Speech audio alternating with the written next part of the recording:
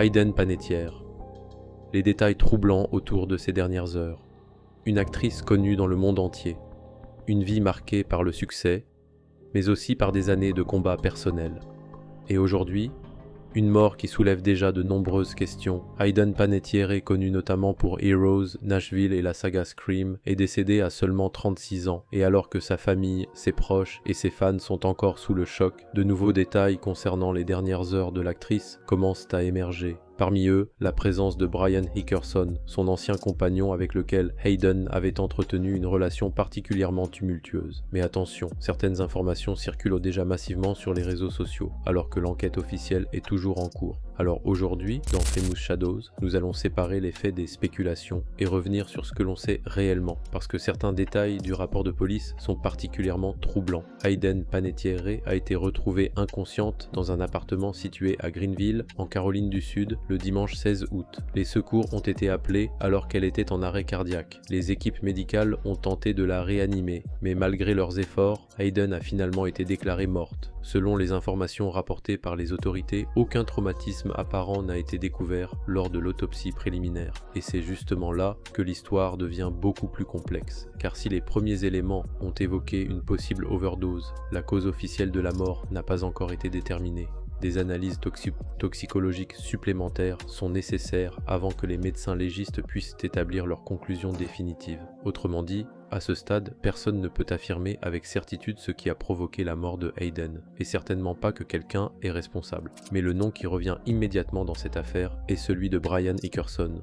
Brian et Hayden ont entretenu pendant plusieurs années une relation extrêmement médiatisée et controversée. Leur histoire avait déjà fait les gros titres en raison d'accusations de violence conjugale. Hickerson avait notamment été condamné en 2021 après avoir plaidé sans contestation à 2 chefs d'accusation liés à des violences contre une partenaire. Hayden avait également parlé publiquement de cette relation et de ses expériences difficiles dans ses mémoires.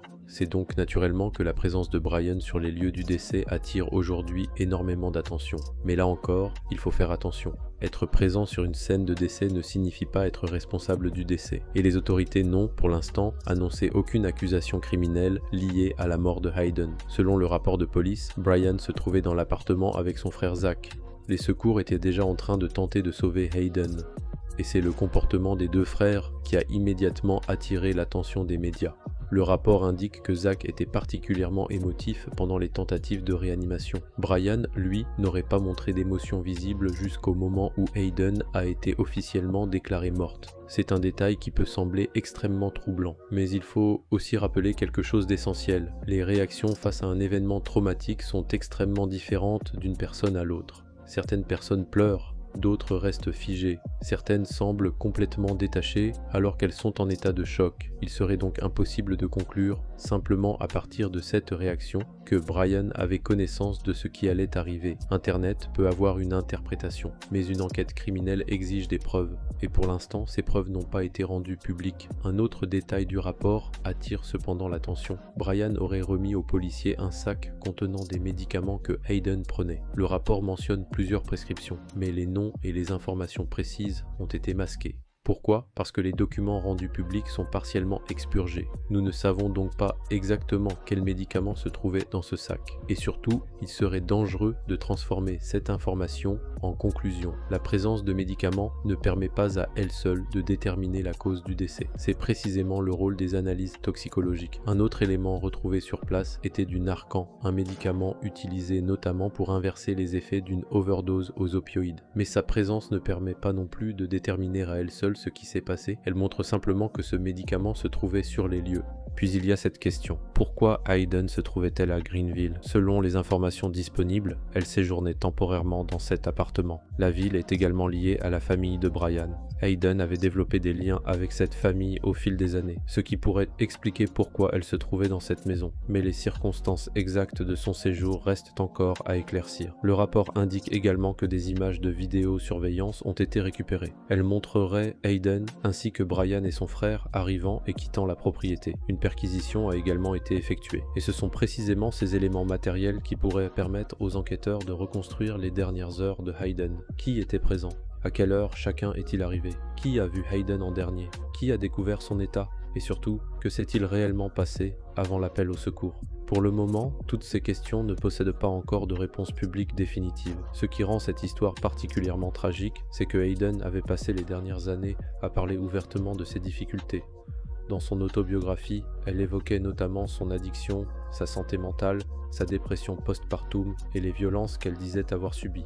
Elle parlait aussi de sa volonté de reprendre le contrôle de sa vie. Et en 2026, elle semblait vouloir raconter son histoire avec ses propres mots. Quelques mois seulement avant sa mort, Hayden avait encore accordé des interviews et participé à la promotion de son livre. Elle avait également parlé de son enfance à Hollywood, de la pression liée à la célébrité et des difficultés qu'elle avait rencontrées en grandissant sous les projecteurs. C'est ce contraste qui rend sa disparition encore plus bouleversante. Elle semblait enfin entrer dans une période où elle voulait reprendre possession de son récit. Et puis, il y a sa fille. Hayden partageait une fille, Kaya, avec son ancien fiancé Vladimir Klitschko. La relation entre Hayden et sa fille avait longtemps été au centre de nombreuses discussions publiques. Dans ses mémoires, l'actrice avait expliqué certains choix extrêmement difficiles concernant sa maternité. Elle avait notamment évoqué la décision de laisser sa fille vivre principalement avec son père. Beaucoup de personnes l'avaient jugée pour cette décision. Mais Hayden avait expliqué qu'elle voulait que sa fille bénéficie d'un environnement stable lorsqu'elle-même traversait une période particulièrement difficile.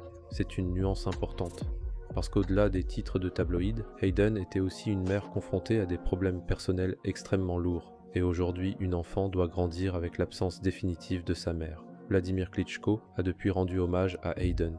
Dans son message, il a décrit la disparition de la mère de sa fille comme un événement profondément douloureux. Il a également demandé au public de respecter la vie privée de leur famille pendant cette période, et cette demande mérite d'être entendue. Parce que lorsqu'une célébrité meurt dans des circonstances mystérieuses, Internet se transforme rapidement en tribunal. Une photo devient une preuve, une réaction devient un aveu, une rumeur devient une certitude, et une théorie répétée des milliers de fois finit parfois par être considérée comme un fait. C'est exactement ce qu'il faut éviter ici. Il existe déjà énormément de spéculations concernant Brian Hickerson. Certaines personnes sur les réseaux sociaux pensent que son comportement était suspect. D'autres rappellent son passé judiciaire. D'autres encore s'interrogent sur la présence de médicaments et de Narcan, mais aucune de ces choses ne constitue, à elle seule, une preuve qu'il aurait causé la mort de Hayden. Et actuellement, les autorités n'ont pas annoncé que Brian était suspecté d'homicide. L'enquête reste ouverte. La toxicologie doit encore apporter des réponses, et les enquêteurs disposent également d'éléments matériels, notamment des images de surveillance et les informations recueillies sur place. C'est donc à eux, et non aux réseaux sociaux, de déterminer ce qui s'est réellement passé. Mais il existe un autre élément difficile à ignorer. Quelques jours seulement avant la mort de Hayden, Brian avait tenté de faire modifier certaines de ses anciennes condamnations liées aux violences conjugales. Selon les informations rapportées, cette demande avait été rejetée. Le timing est évidemment frappant, mais là encore, il faut éviter de créer artificiellement un lien entre deux événements simplement parce qu'ils sont proches dans le temps. Une décision judiciaire ne constitue pas automatiquement un mobile, et aucune information publique ne permet actuellement d'affirmer que cette procédure avait un quelconque rapport avec la mort de Hayden. Alors, que savons-nous réellement aujourd'hui ? Nous savons que Hayden Panettiere est morte à 36 ans. Nous savons qu'elle s'était retrouvée inconsciente dans un appartement de Greenville. Nous savons que les secours ont tenté de la réanimer. Nous savons qu'aucun traumatisme n'a été découvert lors de l'autopsie préliminaire. Nous savons que du Narcan se trouvait sur place. Nous savons que Brian Hickerson et son frère Zach étaient présents. Nous savons également que Brian a remis aux policiers un sac contenant des médicaments appartenant apparemment à Hayden. Et nous savons que la cause exacte de sa mort reste à déterminer. Le reste, ce sont encore des questions. Et peut-être que c'est justement ce qui rend cette affaire aussi difficile à regarder. Parce que Hayden avait déjà raconté une partie de ses blessures au monde entier. Elle avait parlé de ses addictions. Elle avait parlé de sa santé mentale. Elle avait parlé de violence. Elle avait parlé de sa famille. Elle avait parlé de ses erreurs. Et malgré tout cela, elle essayait encore de construire quelque chose de nouveau. Elle voulait que les gens connaissent sa version de l'histoire. Pas seulement celle racontée par les tabloïds. Pas seulement celle construite par les rumeurs, la sienne, et malheureusement son histoire s'est arrêtée beaucoup trop tôt. Hayden Panettiere avait seulement 36 ans. Elle avait encore des projets, une carrière derrière elle, une fille qui l'aimait, des proches qui la pleurent, et une histoire qu'elle venait tout juste de commencer à raconter autrement. Sa disparition ne devrait donc pas seulement devenir une nouvelle énigme hollywoodienne, elle devrait aussi être un rappel de la fragilité de certaines vies derrière les projecteurs, parce que derrière une actrice célèbre, derrière une couverture de magazine, derrière une série à succès, il y avait une femme qui essayait de survivre à des années de difficultés, et aujourd'hui, il ne reste plus que les questions. Alors que l'enquête continue, une chose est certaine, Hayden Panettiere mérite que son histoire soit racontée avec des faits, pas avec des accusations sans preuve. Si de nouveaux éléments officiels apparaissent concernant sa mort ou les circonstances de ces dernières heures, nous les examinerons ici, avec vous. C'était Famous Shadows. Et parfois, dans les histoires les plus sombres d'Hollywood, la vérité ne se trouve pas dans la rumeur la plus spectaculaire. Elle se trouve dans les détails que l'enquête finit par révéler. Repose en paix, Hayden.